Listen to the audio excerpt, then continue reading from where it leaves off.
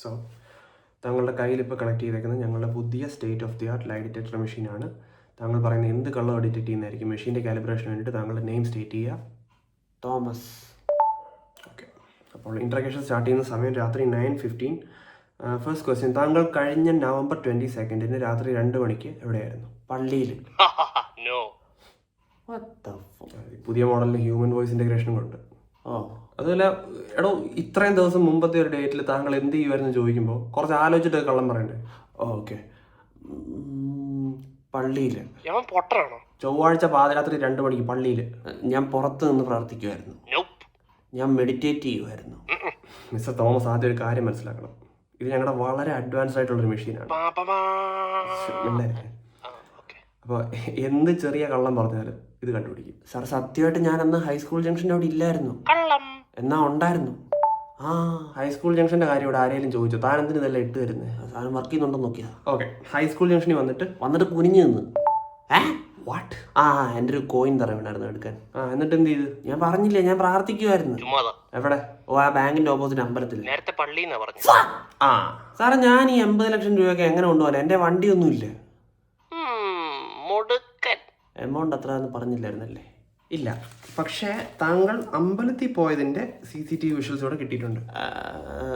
അത് കഴിഞ്ഞിട്ട് എന്താണ് ചെയ്തത്? അത് കഴിഞ്ഞുള്ള വിഷ്വൽ ഉണ്ടോ? ഉണ്ട്.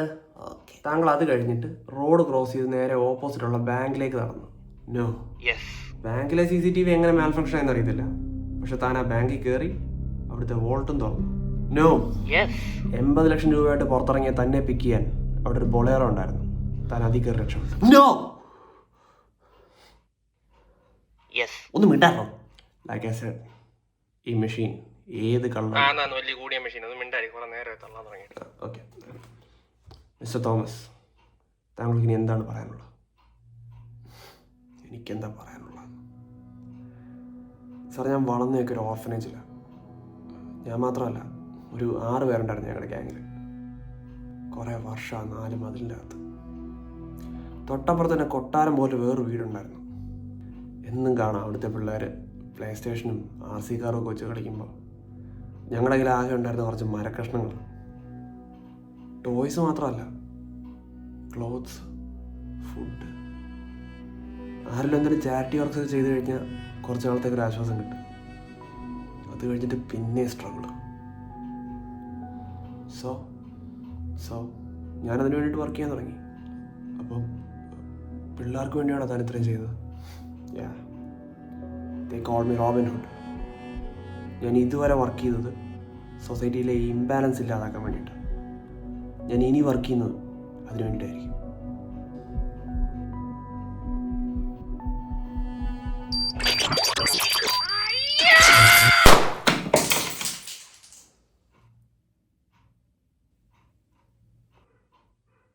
ആ പൈസ എന്തോ ചെയ്തു? ഗോവയിൽ പോയി കസീനോ കളിച്ച് തീർത്തു.